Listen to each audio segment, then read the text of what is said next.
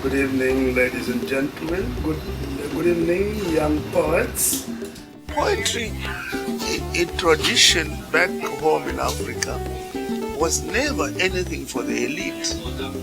It was for everybody. My mother was a good storyteller, beautiful storyteller and dancer.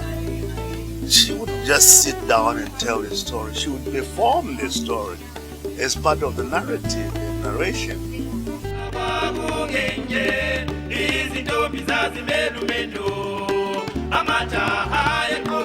And I said, when I grow up, I want to be like him.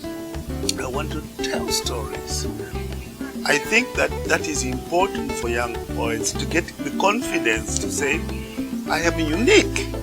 I'm proud of what I am. My voice is the only unique one. Nobody else will ever say something for me.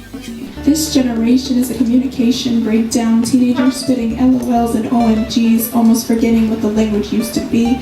Once they discover themselves, their uniqueness as an individual poet, then from then on, they go on with creating new voices, new styles, new metaphors, new departures and new arrivals. We are all here to witness the experimental, fundamental, sentimental verse that blossoms like words from an instrumental seed. Out them bones he create brand new gifts to return to his lost brothers on Christmas that cannot be healed by counting drags from that hag's spliff. So beat bang boom! The poet will discover their own voice. I went through that process. Somebody reviewed one of my books and said, oh, this is the William Blake of Africa. And then I realized, no, this is not the thing I want. I'm not William Blake. William Blake was a romantic poet in England. I can only be myself.